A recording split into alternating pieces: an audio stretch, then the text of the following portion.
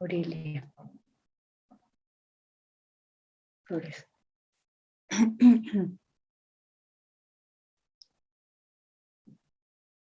Ya. Allá Robert Pizarro. Robert Pizarro. Ya. Ok. Y para el otro, para la otra, aquí, ¿cómo sería? Para el segundo caso.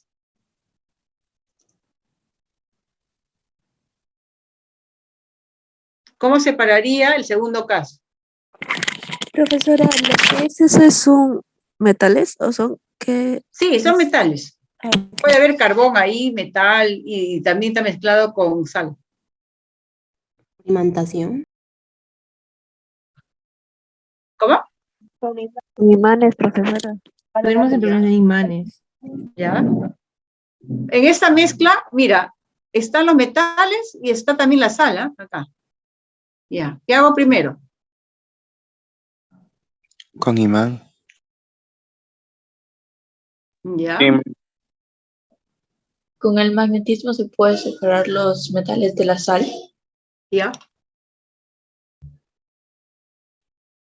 Acuérdate, hay diferentes metales acá, mira. Gravimétrica. Ya, acá digamos puede haber fierro, puede haber otro metal y también hay carbón. Hay tres cosas, ¿no? Fierro, carbón y la sal, ¿no? Que es acá, ya. Entonces, ustedes me dicen,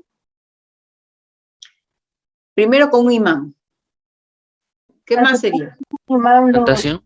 las partículas magnéticas y luego disolver la sal en agua y llevarlo a hervir. Claro, primero usaría, ¿qué cosa? ¿Cuál es su nombre, señorita? Iveta Braj. Un imán. Iveta Braj. Libet. Sí, sí. Ah, ya, Ibet. Ay, sí. Una dita, Ibet. Tabraja. Ya. Ya, como decimos, primero hay que usar la propiedad de solubilidad. La sal se solubiliza en agua, ¿no? Le adicionan agua a la mezcla y luego, ¿qué más? Ya. Ya. Ya. ¿Qué dice Leslie? Profesora, Ya, eso sería por levigación. sí. No sé. Sebastián, dime. Dime, Sebastián. Por levigación separamos la sal, porque lo Ya. demás no se disolvería en agua. Ya. Claro. Y bueno, de ahí los demás metales por imantación y bueno, ya creo que esos serían los dos procesos. Ajá. Pero mira, cuando ustedes adicionaron agua, ustedes han separado, o han filtrado, digamos, o por levigación, ¿no? Han separado el agua, la sal de los metales, ya. Luego sus compañeros me dijeron, ya, tengo ahora los metales, ¿no? Carbón y metal. Y entonces estoy separando el carbón por metal con el imán, ¿no es cierto? Y ya. Pero ahora tengo una mezcla, agua y sal. La solución. Llevarlo a hervir. Por desalinización térmica. Cristalización. Desalinización térmica. Una destilación, claro. Ajá, Profesora, destilación. disculpe, el carbón no es un metal, no es un metal. El carbón es un metal. Pero está en estado sólido. Ajá. Por eso, miren. Ya, tenemos la mezcla. Primero se va a usar la solubilidad de la sal, ¿no? Sabemos que la sal se disuelve en agua, entonces echamos el volumen de agua necesario, ya tenemos dos fases, ¿no? En ese caso, la solución de la sal con los metales y el carbón abajo, ¿no? Entonces, el medio físico es filtrar. Al filtrar o al decantar, porque también podría ser por decantación o por levigación. ¿Qué sucede? Al decantar, todos los metales están abajo y nos quedamos con la solución. Al filtrar, vamos a colocar la mezcla en el papel de filtro, todo el líquido se va a ir al vaso, ¿no? Ya. Entonces ahora me está quedando en el papel de filtro los metales y el carbón, ¿no? Y entonces allí ustedes me dicen que van a usar el imán, ¿no? Porque todas las sustancias que tienen fierro se van a se van a despegar al imán, ¿no es cierto? Y lo que nos estaría quedando sería solamente el carbón. Ya separamos entonces. Pero todavía nos queda la solución de la sal, ¿no? Entonces, como dice su compañero Roberto, se haría una destilación o una cristalización, ¿no? Porque al cristalizar, ¿qué va a hacer? Que el agua se va a evaporar. O también, por destilación, ¿qué va a suceder? Que todo el agua se va a evaporar y se van a formar los cristales de la sal en el balón. Y entonces estarían separando también, ¿no? Ya. Ya. Un ratito. Edgar Villano. Leslie Karen Juanchari, Leslie. Ya. Ok. Vamos, continuamos. Continuamos, ¿no? Ya, aquí, ¿cómo sería? Por decantación.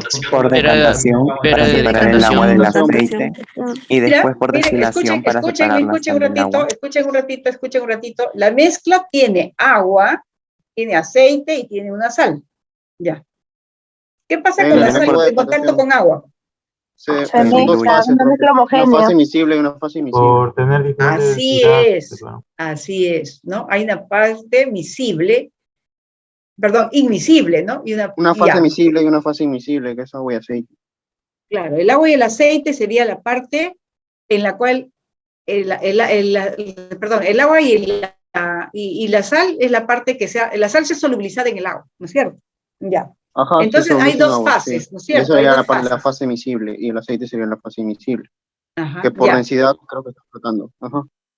Ajá, ya, separas, ¿no es cierto? Por densidad Luego en la pera de decantación sacas el líquido, la fase más densa, y te queda la fase menos densa arriba.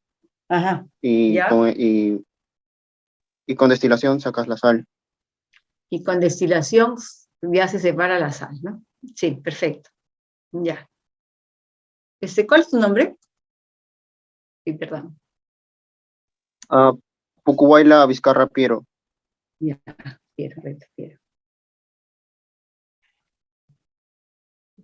Pucubaila, ¿no? Pucubaila. Y la otra era Leslie.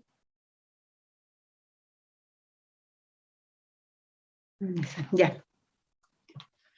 Vamos, continuamos.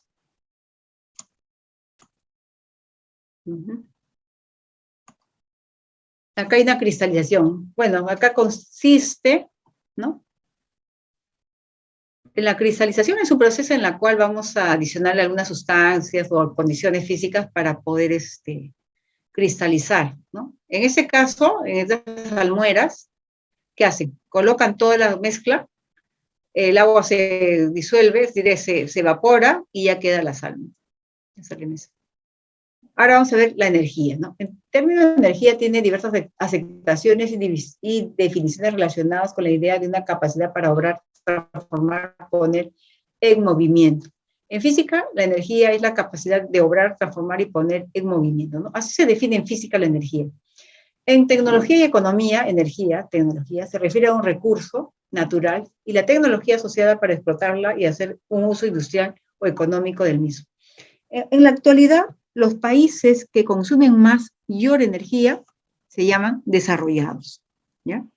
Por ejemplo, Estados Unidos es un país que tiene alto consumo de energía, su estándar de vida es bastante alta, ¿no? La ama de casa, por ejemplo, tiene todos los electrodomésticos que te puedas imaginar, no falta ni uno, ¿no? Entonces, para poder usarlos requiere energía.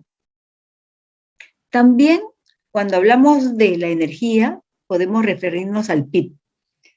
Profesora, ¿qué es el PIB? Jóvenes, ¿qué es el PIB? ¿Qué cosa es el PIB? El PIB es el Producto Interno Bruto. Es decir, cuanto más alto es el PIB, es un país desarrollado, ¿sí? Entonces lo relacionan. Actualmente se desarrolla el consumo de energía con el PIB, ¿ya? ¿Quiénes son los países que tienen mayor PIB? ¿No? Estados Unidos, Alemania, Austria, Japón, ¿no? China, claro, China, ¿no? Ellos tienen su PIB bastante alto, ¿no? Por lo tanto, ese PIB está relacionado con su consumo energético, ¿ya? Bueno, entonces nosotros vamos, yo les digo eso porque, o sea, ¿qué sucede? Nosotros, por ejemplo, ahorita no podríamos hacer la clase online si no tuviéramos energía, ¿no? Para irnos a la universidad, ya tenemos nuestra clase presencial, ya nos vamos a la universidad, pero no podemos asistir a nuestra clase si no consumimos energía. Nos levantamos, podemos irnos así sin lavarnos, sin bañarnos, sin... No, no es cierto. ¿Podemos preparar nuestros desayunos sin energía? No, necesitamos ahí el horno microondas, nuestra cocina eléctrica, ¿no? Encender la luz para poder hacer nuestro desayuno a las 7 de la mañana, 6 de la mañana, para salir a las 7, estar ya en el paradero, ¿no es cierto? Entonces, miren, la energía está en nuestra vida. Nuestras 24 horas estamos con la energía. Nuestros teléfonos, que se ha vuelto una extensión de nosotros, ¿no? Nos levantamos con el teléfono y nos acostamos con el teléfono. ¿Me equivoco? ¿Me equivoco? No, no es cierto. Estamos ahí todos. Bueno, entonces la energía para nosotros es vital. ¿Pero qué sucede con la energía? Usamos la energía fósil.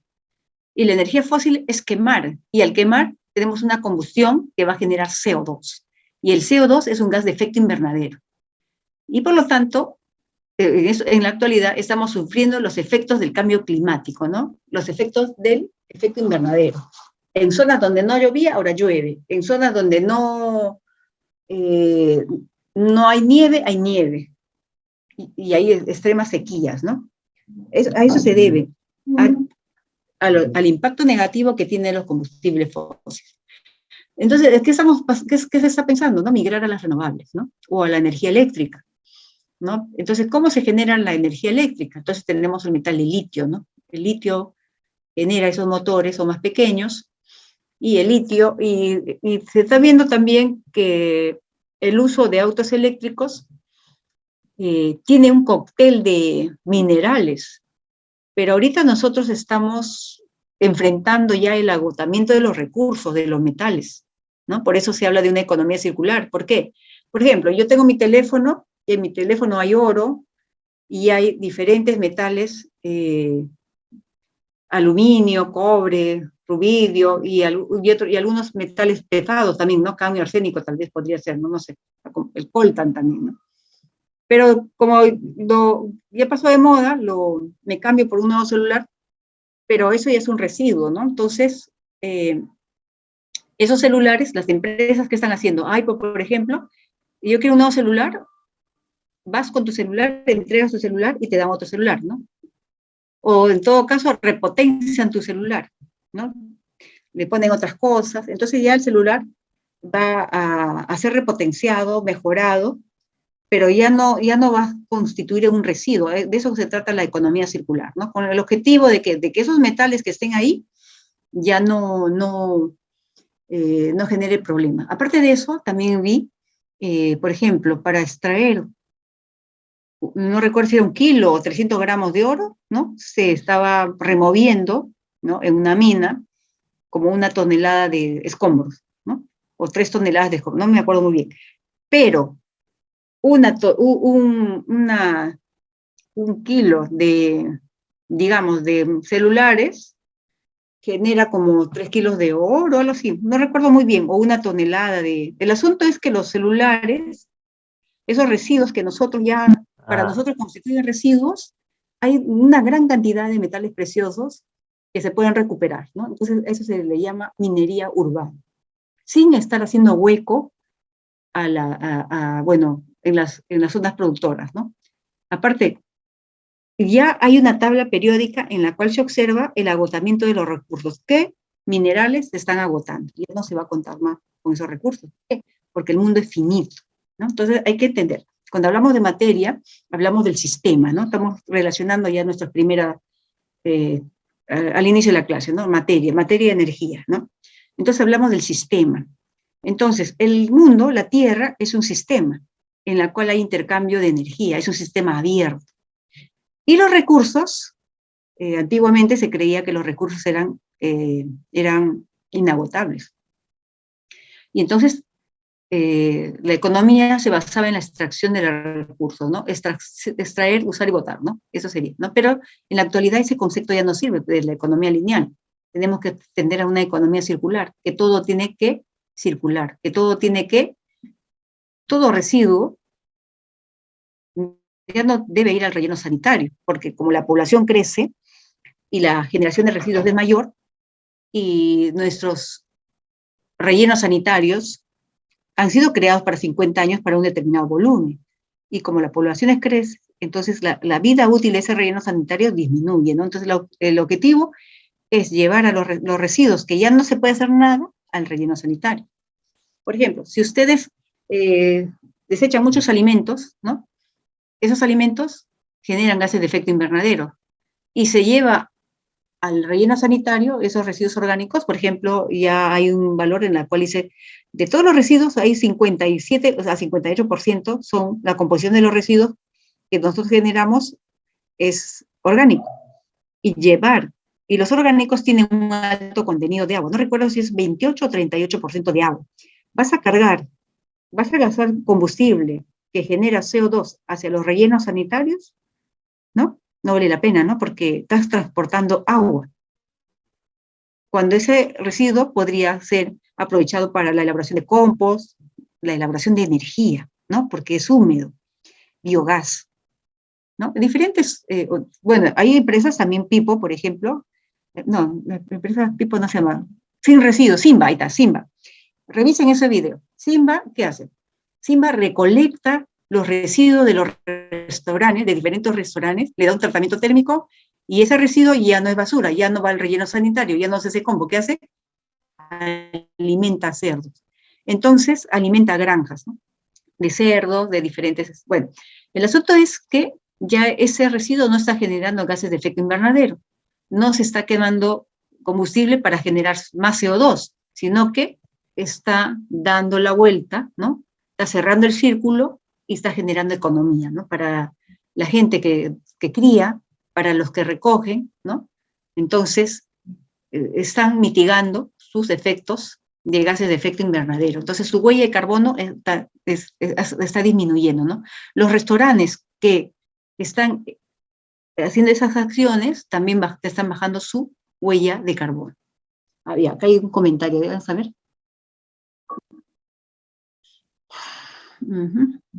¿Qué más? A ver. Ajá. Ya. Bueno, entonces, ustedes dirán, profesora, ¿y en química qué tenemos que ver en química? La energía, la economía, los residuos. Pero es que química es un curso en la cual, bueno, cuando decimos química hay que aburrido, ¿no? Pero la química está en toda nuestra vida, ¿no? Desde que nacemos, y bueno, y está día y noche, ¿no? Desde que nos acostamos y nos levantamos, porque nos levantamos, ¿qué usamos? Dentífrico, usamos agua. ¿Y el agua qué cosa es? Agua tratada. Y para tratar el agua hay que usar sustancias químicas y también métodos físicos y químicos, ¿no? La decantación, por ejemplo, sería un método físico. Estamos en Atarjea, por ejemplo, el agua que viene a nuestras casas de Atarjea, ¿qué? ¿Era así transparente, sin sólidos? No, ¿no? Viene de la puna, ¿no? Viene de las alturas, toda la cuenca, y en el transcurso es contaminada por la población, ¿no? Caen los relaves mineros de repente, o de repente caen animales muertos, plantas, madera, plásticos, de todo entra, ¿no? Y entonces, en la entrada de la tarjeta que hace, hay un cribado. Se retira todo lo grueso, todos los sólidos que van a malograr los motores, por ejemplo, ¿no? Y el agua ya pasa, ¿qué cosa? Decantada, es decir, el agua todavía está turbia.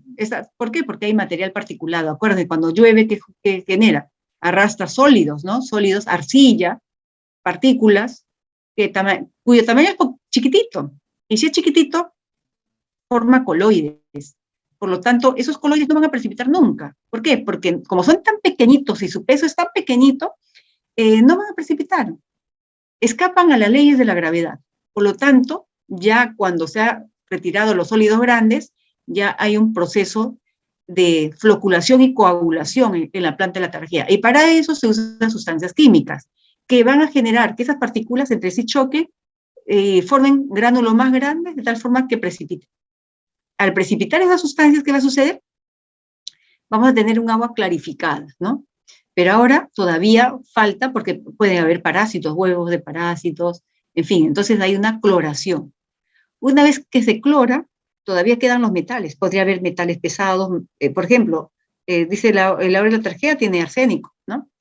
Puede haber trazas de arsénico, puede haber trazas de metales pesados, entonces ya va a otro tratamiento, ¿no? Hay un tratamiento con arena, hay otro tratamiento con carbón activado, con membranas, para tener óptima el agua que llega a nuestra casa, ¿eh? Entonces, no es que el agua viene por arte de magia, no. ¿La energía nuclear sería algo rentable? Sí, sería rentable, ¿sí? En el caso de la energía nuclear, solo el problema es el riesgo, ¿no?, que se generaría, por ejemplo, Chernóbil, después en Japón también creo hubo una planta, ¿no?, en la cual, no recuerdo si hace 5 años, 6 o 10 años, en la cual hubo un terremoto y la planta nuclear está con problemas, ¿no? Entonces, ese sería el riesgo, pero después en otros países, si es bien manejado, no habría riesgo. Nosotros tenemos una planta nuclear, es el IPEN, pero no es muy grande, ¿no? Sin embargo, el IPEN se encarga, por ejemplo, de poder control de plagas, ¿no? Irradian a algunas plagas, insectos, y estos al ser irradiados ya cuando se van a propagar, ya no pueden propagarse, ¿no? En alimentos también. Tiene diferentes aplicaciones. Ya. Bueno, esa es la energía, ¿no? Ya. Tipo de energía: energía sonora, fuerzas surgidas en la vibración mecánica. Energía radiante, la existente en medio físico causada por ondas electromagnéticas, mediante las cuales se propaga directamente sin desplazamiento de la materia. La energía permite que un cuerpo se mueva o se desplace, o bien que cambie sus propiedades. Hay diferentes tipos de energía: energía eléctrica, si las fuerzas son de naturaleza eléctrica, energía atómica o nuclear, o cuando la fuente es la fuerza nuclear, ¿no? Entonces, la energía, pues energías renovables, eólica, geotérmica, hidráulica. O sea, ¿de dónde nosotros podemos tener energía para satisfacer nuestras necesidades? ¿Ya? Ya. Entonces, nosotros podemos diversificar nuestra energía. Mire, a través, bueno, Perú participa en todos los convenios, por ejemplo, en el convenio de Kioto, hay una Agenda 21, en la Agenda 21, por ejemplo, el Perú ha firmado comprometiéndose a bajar emisiones. Mira, nosotros no somos un país que generamos gran cantidad de gases de efecto invernadero, como lo es Estados Unidos y China, ¿no? Sin embargo, somos un país altamente vulnerable a los efectos del cambio climático, ¿no? Entonces pasa algo y ya estamos inundándonos, ya, en fin. Entonces, nosotros nos hemos comprometido en bajar nuestras emisiones al 2030. ¿Cómo vamos a bajar nuestras emisiones? Diversificando nuestra matriz energética, ¿no? Entonces, ¿cómo diversificamos? El uso de energías renovables, puede ser eólica, geotérmica, hidráulica, mareomotriz, solar, ¿no? También hay energía cinética, el uso de la biomasa también. Cuando hablamos de biomasa, hablamos de todos los residuos orgánicos, lignocelulósicos, para transformarlo en energía sólida, por ejemplo, ¿no? Briquetas, peles, eso sería energía sólida, ¿no? Y también hay un gradiente térmico oceánico, ¿ya? Ahora, ¿quiénes serían las fuentes de energías no renovables o nuclear fósil, ¿no? Carbón, centrales nucleares, gas natural, petróleo, ¿no? Porque proviene del petróleo, ¿ya? Bueno. Acá, ¿cuáles son los tipos de energía? Energía mecánica, potencial, cinética, química, calorífica, eléctrica, nuclear. También hablamos de energía solar, energía geotérmica, energía eólica, hidráulica, fuente de energía renovable, fuente de energía no renovable, energía mareomotriz, energía calórica. Por ejemplo, en energía calórica, esto lo podemos usar, por ejemplo, en una tostadora, podemos usar en un refrigerador, en un ventilador, en plancha, en tetera eléctrica, ¿no? Entonces, ¿qué les quiero decir? Que nosotros podemos usar todos estos tipos de energía para poder generar energía para nuestros usos, ¿no?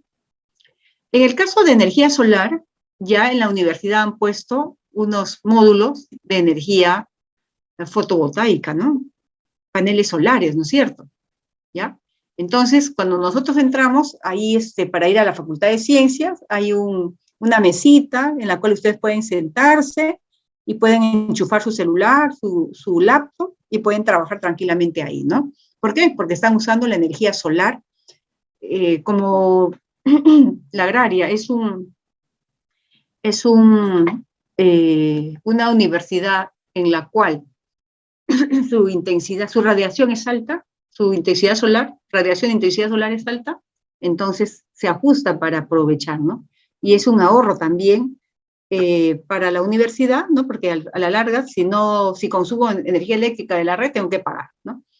Y, por un lado, ahorro y le doy confort a los estudiantes, ¿no? Le doy facilidades, ya.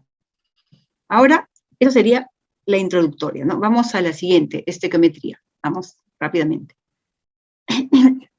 Quise yo introducir así el curso porque quiero que ustedes vean que la química, si ustedes son de economía, digan, pues, la química no me sirve para nada. ¿Cómo que no? La química es en nuestra vida diaria, es nuestro minuto a minuto, ¿no? Entonces hay que darle importancia y aprovecharnos de la química que estudia las propiedades de la materia para poder nosotros servirnos, ¿no? Crear energía, o sea, ver la manera como nosotros hacemos energías renovables, ¿no? En base a esa gama de métodos que podríamos usar, ¿no? Ya, vamos a ver acá. Reacciones químicas, a ver, vamos a ver. La estequiometría. Ya, ahí está. Lo voy a bajar mejor. Ya, bueno, entonces, ya estamos acá. La introductoria. Ya. Ahora nos vamos aquí. Acá. Ya. Reacciones químicas y estequiometría, ¿no? Ya.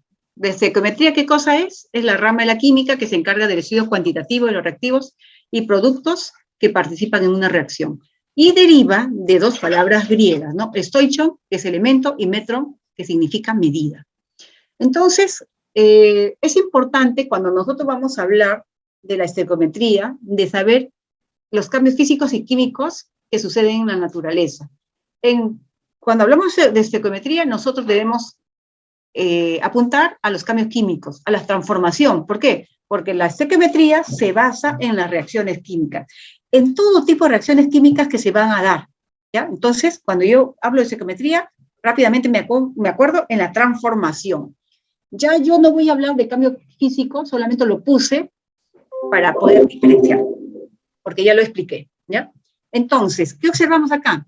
Hay una transformación, el magnesio más el oxígeno forma el óxido de magnesio. Es una reacción química, ¿no? Pero ¿cuánto de magnesio, cuánto de oxígeno y cuánto de óxido de magnesio se está formando? Eso es lo que me va a decir la estequiometría, ¿no?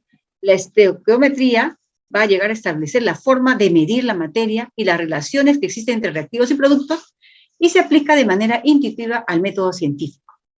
Ya. Bueno. Dice, hasta finales del siglo XVIII y principios del XIX no se sabía casi nada acerca de la composición de la materia y lo que sucedía cuando reaccionaban. Precisamente en esa época se empiezan a enunciar algunas leyes básicas sobre las transformaciones de la materia que culminan con la teoría atómica de Dalton. Estas leyes enunciadas por orden cronológico pueden resumirse así. Tenemos las leyes ponderales, ¿no? 1789, ley de Lavoisier, de la conservación de las masas.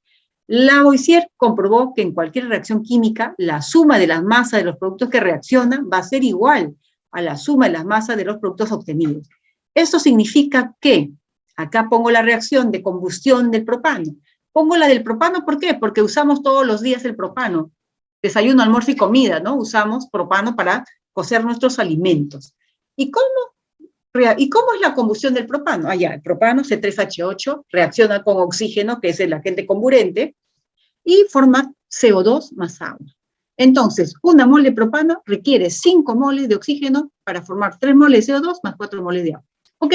Entonces acá la estequiometría me dice la relación estequiométrica. Miren, puede ser en moles, en moléculas o moléculas con el número de Avogadro, ¿no? Entonces acá, una mol de propano reacciona con 5 moles de oxígeno para formar 3 moles de CO2 y 4 moles de agua. O puedo decir que una molécula del propano reacciona con 5 moléculas de oxígeno para formar 3 moléculas de CO2 y 4 moléculas de agua. ¿Por qué digo moléculas? ¿Por qué? Porque el propano está formado por carbón e hidrógeno, que son 2 no metales. La unión de 2 no metales forma, ¿qué cosa? Moléculas. Ahora, los elementos también forman moléculas, en este caso el oxígeno, que es un no metal, ¿no? También. Como todos son no metales, por lo tanto, todos son moléculas. Si hubiera un metal con un no metal, ahí sí, formaría una unidad fórmula, pero en nuestro caso observamos que no hay unidad de fórmula.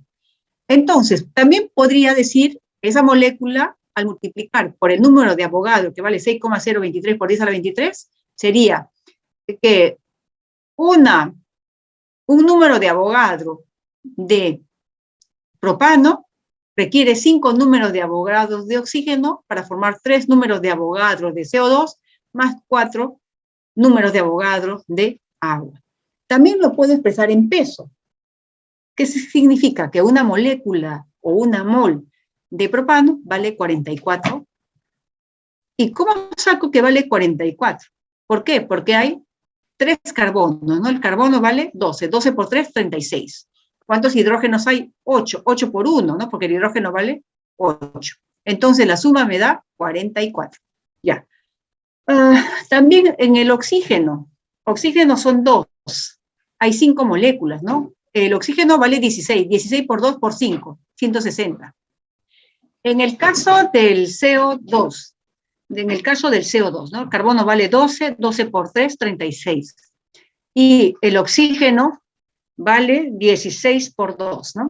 Entonces acá, el CO sería 16 por 2, 16 por 2 más 12, 44. 44 por 3, ¿no? Porque me dice que se está repitiendo 3 veces CO2, ¿no? Más 4 moléculas de agua. Una molécula de agua vale 18 gramos. 18 por 4. La suma. Entonces, observó que para reactivos, me había olvidado de decir acá, ¿no? ¿Qué cosa es de acá? Estos son los reactivos y estos son los productos. ¿Qué sucede? Que tengo 204 gramos de reactivo y es igual a 200 gramos de productos, ¿no? Acá tendría que completar. Estos son reactivos y estos son productos. Lo voy a bajar. Bueno, ya lo voy a arreglar. Bueno, también Anton Lavoisier indica que en una reacción química la materia no se crea ni se destruye, tan solo se transforma. Por ejemplo, 10 gramos de A se combinan con 20 gramos de B y se obtienen 30 gramos de AB. Eso es lo que queremos decir, que la suma de 10 más 20 es 30. 30 de reactivo es igual a 30 de productos. Ahí está. Ley de Proust, de las proporciones definidas, 1799. Proust afirma que cuando 2 elementos se combinan para formar un compuesto, lo hacen siempre en proporciones de peso fijo y definidas. ¿Qué quiere decir? Que acá, una mol de propano requiere 5. Entonces, la relación sería 1 en 5, ¿no? Para formar 3 en 4. Esa sería la relación, ¿ya? Así, por ejemplo, el amoníaco siempre tendrá un 82.25% de nitrógeno y un 17.75% de hidrógeno, sea cual sea el método empleado para obtenerlo. La ley de las proporciones definidas constituyó una poderosa arma para los químicos en la búsqueda de la composición. Proust vino a nuestro país a impartir clases de química. Bueno, esa es una diapositiva española, ¿ya? En Segovia, ¿y qué más dice acá? No me deja ver. Ya, bueno. La ley de Proust no impide que 2 o más elementos se unan en varias proporciones para formar varios compuestos. ¿Ya? Ley de Dalton, de las proporciones múltiples. Cuando 2 elementos se combinan para dar más de un compuesto, los pesos de un elemento que se combina con una cantidad fija del otro guardan entre sí una relación numérica sencilla. Agua y peróxido de hidrógeno, ambas formadas por los elementos hidrógeno y oxígeno. ¿Qué quiere decir?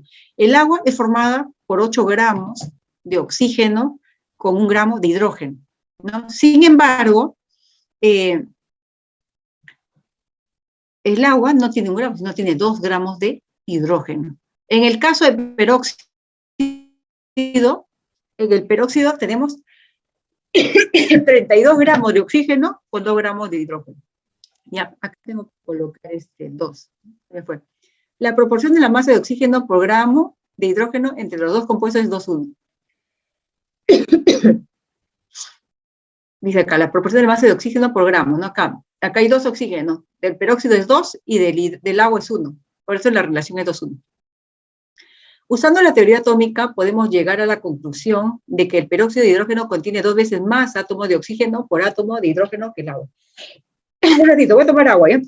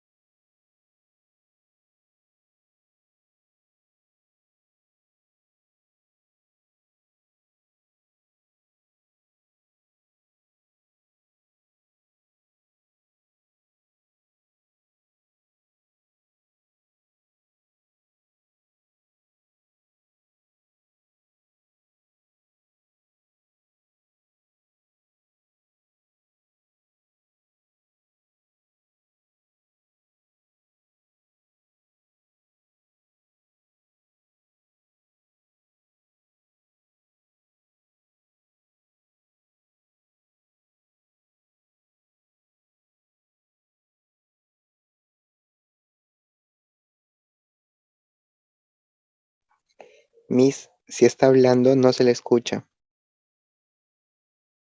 Puedo tomar agua. Ya, disculpen, estaba pensé que había, no, bueno, ya, sigamos, un ratito, voy a regresar, ya había pasado a ver, acá, no, ahí nos habíamos quedado, ya. Bueno, entonces acá tenemos, antiguamente los filósofos griegos se preguntaban si es posible dividir la materia en pedazos cada vez más pequeños, o es que hay un punto en el que no se puede dividir más, ¿no? Platón y Aristóteles decían que la materia es infinitamente divisible, lo cual fue falso, ¿no? Ya que Demócrito decía que la materia se compone de pequeñas partículas indivisibles llamadas átomos. Y eso fue cierto y fue demostrado por Dalton 200.000 años después. Están los filósofos, ¿no? Y la teoría atómica de Dalton de 1808 indica que basa su teoría atómica en las relaciones ponderales antes mencionadas y puede resumirse en los siguientes puntos. 1. La materia está compuesta por partículas indivisibles extremadamente pequeñas denominadas átomos. 2. Hay diferentes clases de átomos, cada clase posee su tamaño y propiedades características. Y 3. Cada clase de átomo corresponde a un elemento distinto y todos los átomos de un elemento dado son idénticos. 4. Los compuestos químicos puros están constituidos por átomos de distintos elementos combinados entre sí mediante relaciones sencillas. Y 5, que las relaciones químicas consisten en la combinación, separación o reordenación de los átomos, por lo tanto, los átomos permanecen inalterados en cualquier transformación. Y con eso tenemos ahora los símbolos y fórmulas, ¿no? Es importante conocer los símbolos y fórmulas. Estos proceden del latín, ¿no? Nitrógeno, hidrógeno, carbono, fierro, ¿no? Y los símbolos están relacionados con el nombre de un país, ¿no? Por ejemplo, Francio viene de Francia, Germanio de Alemania, ¿no? Polonio de Polonia, ¿no? Algunos elementos vienen del nombre de algún país. Luego tenemos que la molécula es la cantidad más pequeña que puede existir de un compuesto que conserva las propiedades de dicho compuesto. Vamos a imaginar 1 metro o 1 centímetro cúbico de agua, que se va dividiendo sucesivamente en mitades. Si esto pudiera hacerse indefinidamente, una sola molécula de agua sería la mínima cantidad de agua posible, ¿no? Una molécula de agua sería un número de Avogadro, ¿no? Ahora, la molécula de agua podría aún dividirse en átomos de hidrógeno y oxígeno, pero entonces dejaría de ser agua para convertirse precisamente en sus elementos, hidrógeno y oxígeno. ¿Y qué habíamos visto? Que los elementos tienen diferentes propiedades físicas y químicas, ¿no? Pero que al combinarse pierden esas propiedades, ¿no? Así, el agua es líquido, transparente, ¿no? Polar, pero al dividirse, el hidrógeno sería gaseoso, el oxígeno es gaseoso, ¿no? Ok. Las moléculas de los compuestos se representan por fórmulas de los compuestos. ¿no? Por ejemplo, el carbonato de calcio, KCO3, ¿no? El agua, H2O, el cloruro de calcio, CaCl2, ¿no? Vamos a ver ahora las unidades de medición química. Masa atómica, masa molecular, masa fórmula, masa molar, volumen molar. Bueno, la masa atómica es la masa de un solo átomo y se divide en una UMA. Es la unidad de masa atómica. Por ejemplo, el calcio vale 40 UMA, el sodio 23, el cloro 17 y el hidrógeno 1 UMA. Estos valores se obtienen de la tabla periódica. La masa molecular será la unión de dos átomos de elementos no metálicos. El agua, por ejemplo. El agua está formada por 2 hidrógenos y un oxígeno. Por lo tanto, ¿cuál es el peso del agua? Sería 18 UMA. ¿Por qué? Porque tiene 2 hidrógenos, serían 2 UMA, más 16 del oxígeno, 18 UMA. El metano. Esa molécula está formada por 4 hidrógenos más un carbón. El carbón vale 12 UMA, más 4 UMA del hidrógeno, suma 16 UMA. El amoníaco. 3 hidrógenos más un nitrógeno. El nitrógeno pesa 14, más 3 UMA del hidrógeno, 17 UMA. En el caso de compuestos iónicos, hablamos de la masa fórmula. Es la masa de una sola unidad fórmula y se divide en se mide en una UMA, ¿no? Por ejemplo, el calcio. El óxido de calcio está formado por un ion calcio y por un oxígeno. Entonces, tenemos que el calcio vale 40 UMA y el oxígeno 16. Sumado me da 16 UMA. El cloruro de magnesio.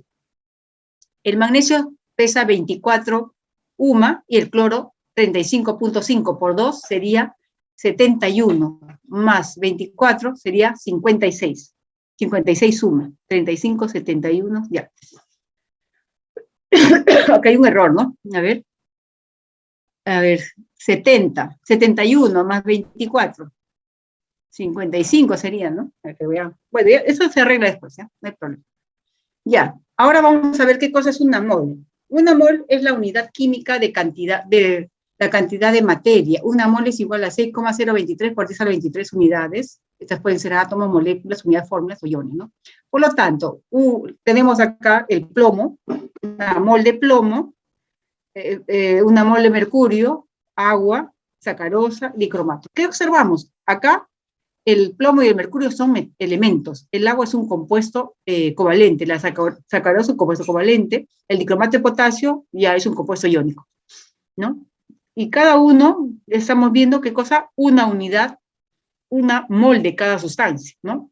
Una mol de átomos de plomo, una mol de átomos de mercurio, una mol de moléculas de agua, una mol de moléculas de sacarosa, una mol de unidad de fórmula de dicromato de potasio.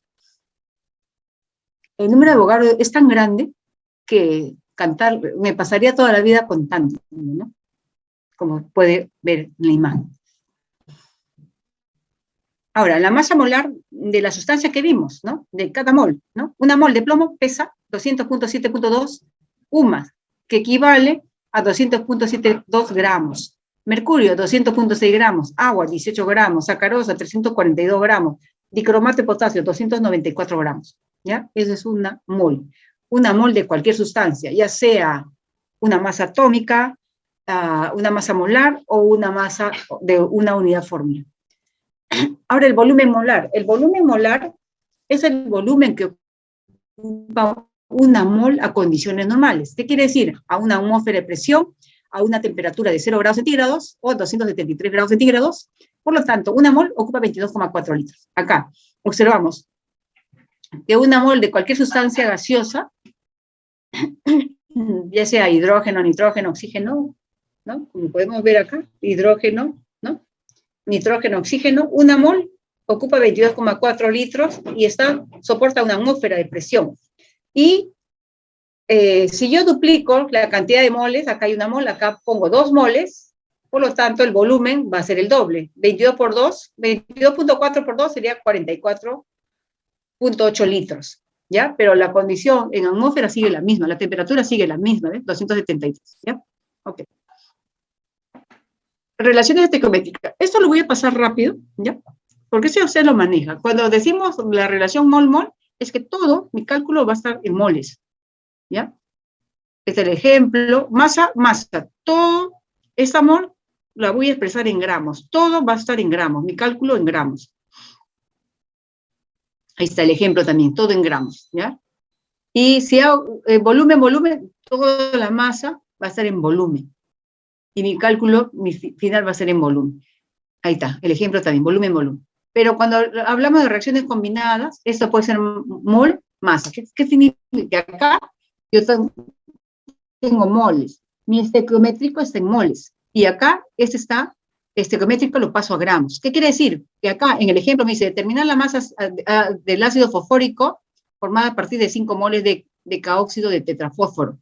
¿Qué quiere decir?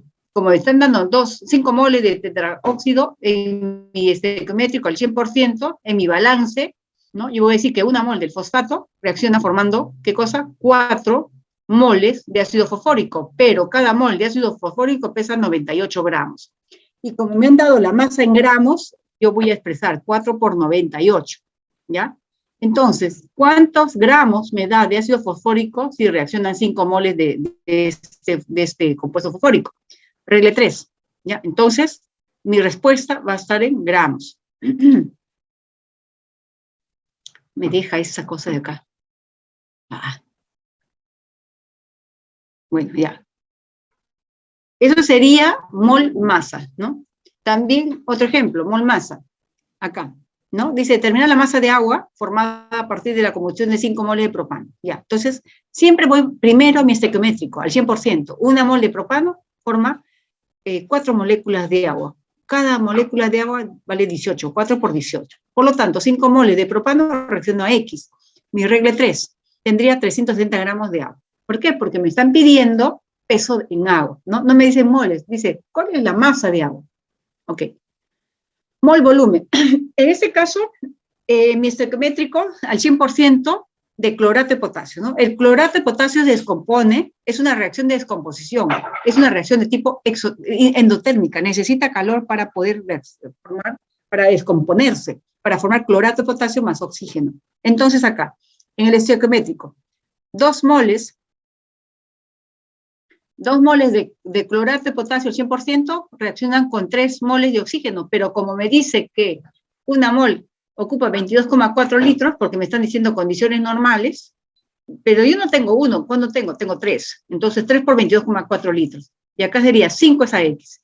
Entonces, sería 5 por 3 por 22,4 entre 2, me da los litros de oxígeno que se están formando, ¿sí? Los litros que se están formando. Ya. Acá también. Mol volumen, ¿no? Dice acá, tengo 3 moles de metano y van a formar CO2, ¿no? ¿Qué volumen de CO2 forma 3 moles de metano? Ah, ya. Entonces, escribo mi ecuación estequiométrica al 100% correctamente balanceada y digo que 1 mol de metano me da 22,4 litros de CO2. Por lo tanto, 3 moles de metano me da X litros. Regla 3. Y elimino las moles y me quedo en litros, ¿no? Me da 67,2. ¿Qué quiero decir? Que aquí, si acá en el estequiométrico me dan moles, acá tiene que haber moles. Si acá me dan litros, acá tiene que ser litros. Si acá me dan moles y acá pongo litros, ya la fregué. Porque no voy a poder eliminar, ¿qué cosa? Las moles, miren. Voy a eliminar el litro y me voy a quedar con moles. Con moles de eso y va a estar mal, ¿ya? Entonces, lo que hay arriba, acá, mol, abajo mol. Litro, litro. Entonces, rápidamente ustedes transforman sus resultados. También hay masa volumen, ¿no? Por ejemplo, 100 gramos de carbonato de calcio, porque 1 mol de carbonato de calcio pesa 100 gramos, se descompone, es una reacción de descomposición, es térmica, necesita calor, ¿ya? Se descompone formando óxido de calcio más CO2, ¿ya? Entonces me dice acá, ¿cuántos litros de CO2 se forman al descomponerse 250 gramos de carbonato de calcio? Entonces, mi estequiométrico es que 1 mol de carbonato pesa 100 gramos, ¿no? Entonces, 100 gramos descompone 22,4 litros porque solamente hay 1 mol. Por lo tanto, 250 es a X litros. Regla 3, sería 56 litros. Masa volumen acá también, ¿no? El zinc. Zinc, esta es una reacción de simple desplazamiento. En este caso, indirectamente estamos viendo ya la clasificación de las reacciones químicas, ¿no? Reacción de descomposición, acá hay una reacción de simple, ¿cómo se llama? De simple desplazamiento, ¿no? Zinc, también estamos viendo una reacción de óxido de reducción, porque zinc pasa de carga 0 a zinc más 2. Y hidrógeno pasa de carga más 1 a 0, ¿no? Hidrógeno a 0, ¿no? Hay una reacción de oxidación también, ¿ya? Y esto ya lo han hecho en la pre, ¿no? Es un repasito nomás. Ya. Bueno, entonces acá el zinc, una mol de zinc pesa 65 gramos. 65 gramos pesa 22,4 litros. ¿Por qué? Porque no me están pidiendo cloruro de zinc, sino me están pidiendo cuánto de hidrógeno, cuál es el volumen de hidrógeno a condiciones normales se van a formar 650 gramos de zinc. Regla 3, entonces, 650 es a 22,4 litros entre 65, ¿no? Por lo tanto, me da 224 litros de hidrógeno que se van a formar. Acá hay una pregunta. Claro, es una reacción irreversible. En el caso de reacción irreversible, Carlos, sería la anterior, ¿no? A ver, vamos a ver la anterior. Una reacción irreversible. Esa podría ser irreversible, del carbonato de calcio. ¿Por qué? Como el CO2 se va al ambiente, ya no va a poder regenerar carbonato de calcio. Es irreversible. Acá también, en esta descomposición, acá el agua y el CO2 se van al medio ambiente, ¿no? También sería una reacción irreversible, por lo tanto la flecha en un solo sentido. Acá también, el clorato, ¿no? Irreversible. Esa también es irreversible, es una reacción también redox. La combustión es redox y es irreversible, ¿no? Porque ya no voy a poder formar el propano, ¿no? Ya tengo CO2 y agua. Ya, correcto. Ahora vamos a ver el reactivo limitante. El reactivo limitante, en toda reacción siempre se agrega un reactivo en exceso y otra en menor proporción. La cantidad de producto que se forma dependerá del reactivo que esté en menor proporción, llamado reactivo limitante. Para determinar el reactivo limitante se dividen los datos problemas entre los datos estequiométricos, siendo limitante el que presenta la menor proporción. Ahí está, reactivo limitante, ¿no? Por ejemplo, me dicen que requiero determinar el volumen de hidrógeno a condiciones normales que voy a obtener a partir de la reacción de 650 gramos de zinc. Al reaccionar 650 gramos de zinc con 100 gramos de ácido clorhídrico, lo primero que debo hacer es escribir el estequiométrico, la reacción balanceada. Entonces acá, en el estequiométrico yo tengo zinc más HCl me da hidrógeno, pero el hidrógeno es una molécula, por lo tanto, acá tiene que haber 2. Si acá hay 2, balanceo, acá tiene que haber 2. ¿Qué observo? Que acá hay 2 cloros también, por lo tanto, acá 2 cloros. Ya está correctamente balanceado. El dato me dice que voy a reaccionar 650 gramos de zinc con 100 gramos de ácido clorhídrico. Por lo tanto, acá, el peso del zinc es 65 y del ácido clorhídrico 36.5. Ya. Pero yo tengo 10, ¿no? Me han dado 100 y 10, ¿no? Dice, entonces yo voy a sacar acá cuál de esos reactivos se consume primero, ¿ya? Entonces, yo puedo decir, si sería 650 por 36.5 por 2 entre 65, ¿cuánto me da? A ver, saquemos. La regla de 3, ¿ya? Una regla de 3. Vamos a ver. La regla de 3, yo tengo 650 gramos. A ver, 650 reacciona con 36.5 por 2. Y se divide entre 65. Ya, entre 65.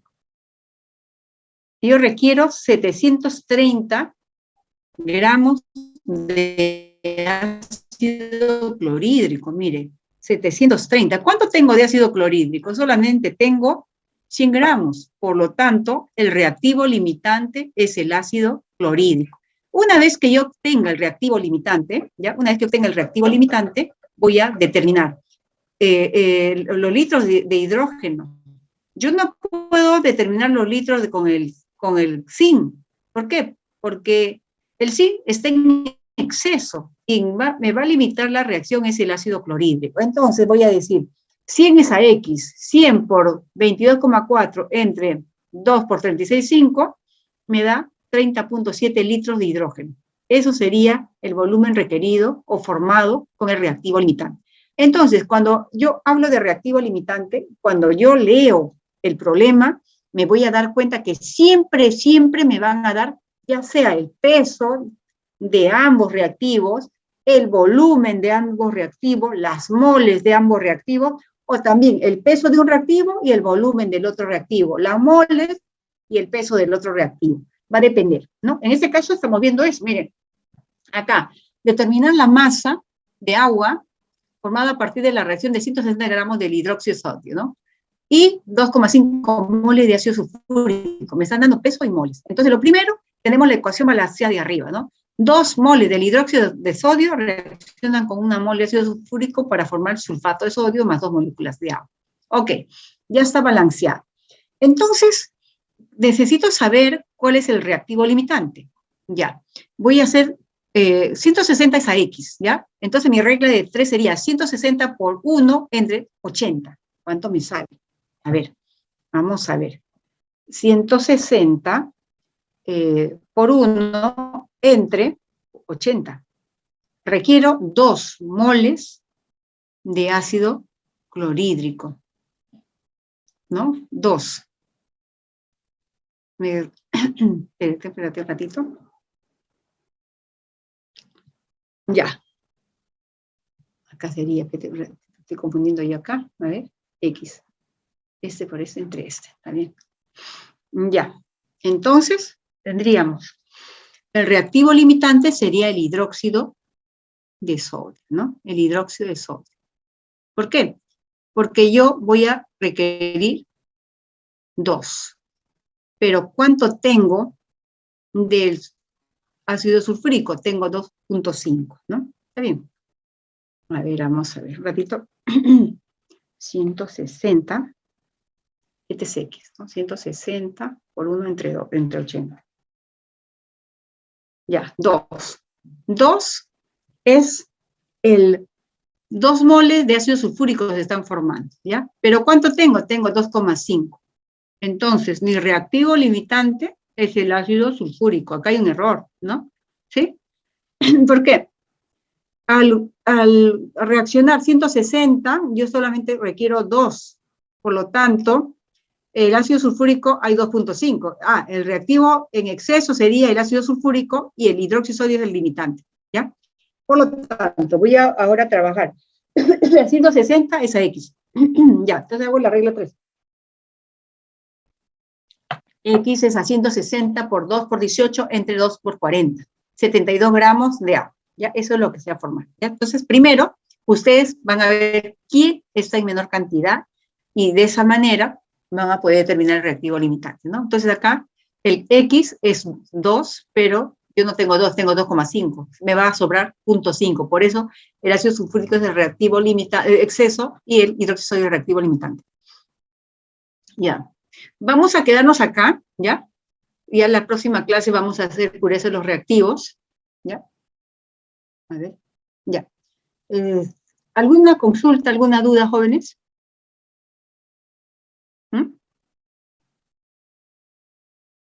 ¿Alguna duda, alguna consulta? Ya. A ver, Nayeli, dime. Sí, Nayeli, te escucho.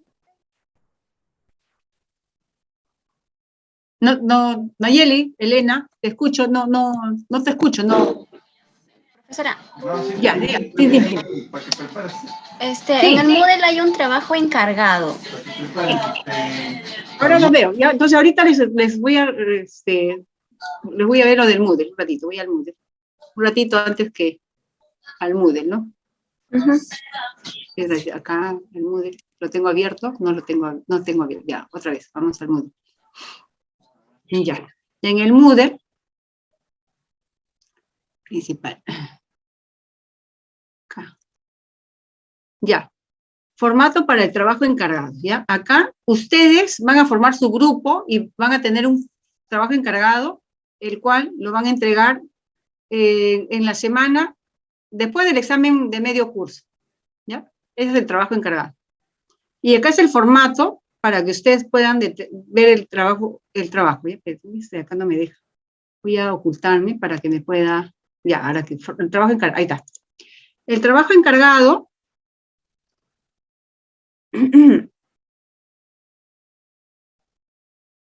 El trabajo encargado es una revisión bibliográfica o un trabajo que ustedes vayan a hacer de 6 páginas, ¿ya? No más, 6 páginas.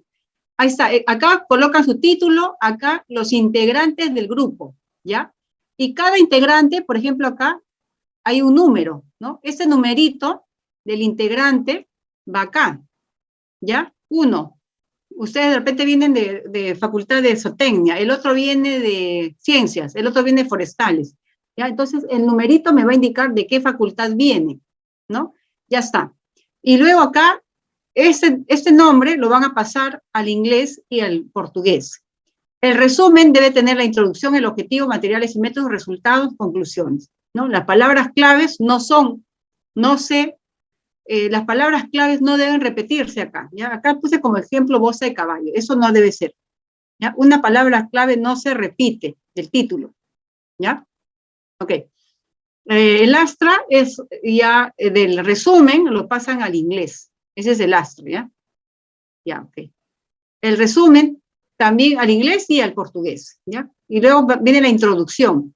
¿Qué observan? Bien referenciado, ¿ya? Todo lo que ustedes van a escribir tiene un dueño, tiene un autor, ¿ya? Entonces yo lo voy a pasar por el PlaqueScan, tenemos un software, ¿ya? Que me va a permitir saber si es copia o no. Si ustedes han escrito tal cual, ya esa es copia, pues tienen que ustedes parafrasear y poner el autor. Ya vamos entrenando en esto, ¿no? Acá, por ejemplo, miren, hay un montón de autores, ¿no? Digo una cosa, se dice otra cosa, y acá está el autor, ¿no? Y el formato que ustedes van a usar es el APA del 2016. ¿Ya? Ahí está, miren. Ya todo lo que se dice van referenciando. Acá están materiales y métodos, resultados de discusión, ¿no? Les den su gráfica, ¿no? Y al final van a tener acá su resumen, sus conclusiones y las referencias que han usado para el documento, ¿ya? Eso es uno. Lo otro es acá, ¿no? Es el formato de revisión bibliográfica. Acá hay otro formato también. Si van a hacer, o sea, si es una revisión, ese es el formato, ¿ya? Y si es una cosa que ustedes lo van a ejecutar, es lo que acabo de explicar, ¿no? Ya. Ahora, acá tenemos las tareas. Tarea 1, a ver, tarea 2, formación, a ver, tarea 1, reacciones, balance, reacciones químicas. A ver, la tarea 1. ¿Ya? Ustedes, acá está una serie de ejercicios que ustedes van a hacer como tarea, ¿ya? Van a hacer su balance, ¿ya? Ese sería para entrenar. Entonces, esas tareas, voy a colocar aquí una carpetita para que ustedes en el Drive me pongan la tarea, ¿ok? ¿Ya? Eso lo voy a hacer hoy más rato. Ya. Voy a salir de acá entonces. Ya. Ya Nayeli. Daniel, dime. Daniel, tu pregunta, Daniel. Daniel, tu pregunta. Hola, profesora, sí. ¿Me escucha? Sí, sí, la escucho. Sí. Profesora, ¿el grupo de cuántas personas sería? Ya, ustedes son 48, ¿no? Grupo de 4. Está bien, profesora, gracias. Grupo de 4, ¿ya? Ya. ¿Quién más quería preguntar? Aurelia. Profesora, buenos días. Buenos días, sí. Toda esa tarea, entonces esa tarea que último que acaba de mostrar de que es para balancear eso se va a pasar también después, ¿no? De la evaluación. Claro, claro. En esa semana pueden ir avanzando, ¿no? Yo voy a colocar las tareas semana a semana o las voy a poner todas, ya ustedes van a tener las tareas semanal. ¿Qué sucede? Que ustedes semana a semana van a ir entregando en esa carpeta que voy a crear para que ustedes cuelguen ahí su tarea grupal, ¿ya? Ya, Carlos, Felipe, Salazar, ¿sí? Profesora, acerca de las grabaciones, ¿qué día las puede subir? Ya. Primero que voy a aprender cómo se baja no sé realmente bajar. Voy a averiguarme cómo se baja esto, ¿ya? Y en función a eso ya pero ya las clases, las diapositivas están ya colgadas. Eso voy a averiguarme, cómo bajo, ¿ya? Ya, jóvenes. ¿Qué más? ¿Qué más hay? ¿Más preguntas? Profesora, una consulta. ¿El trabajo Sí. encargado acerca de qué tema se diría? El tema que ustedes quieran. O en todo caso, ya. Lo que puedo hacer es, hoy día o mañana, voy a hacer una relación de trabajos para que ustedes escojan. Y ahí les voy a poner en un drive y ustedes dicen, escogen grupo 1, grupo 2 para ustedes. Entonces, en estos días, hoy crean su grupo, ¿no? 4 personas que van a trabajar todo el semestre, ¿ya? Para que luego ya cuelga la relación de temas, ustedes puedan escoger el tema que ustedes quieran. Y una consulta más. También creen un grupo de WhatsApp, ¿ya? Acá les dejo mi número para que ustedes, a ver, 990 14 8641, ¿ya? Pasen link por acá para unirse. Allá, claro. Ajá. Ya, sí, delegado. ¿Quién es delegado? ¿Quién va a ser el delegado?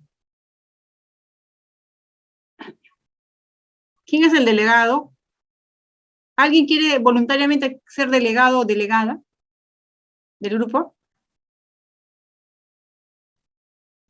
Ya, Sebastián va a ser el delegado, ¿ya? Uy, ya, Sebastián, no, perdón, Cuba, Edgar. O entre los dos podrían, ¿cómo se llama esto? Sebastián y Edgar, coordinar los dos, ¿ya? Cualquier cosa, de repente, Sebastián tiene el tiempo corto, ya se pone en coordinación con Edward y ya. Ya, entonces Sebastián con Cuba crean el grupo de WhatsApp, ¿ya?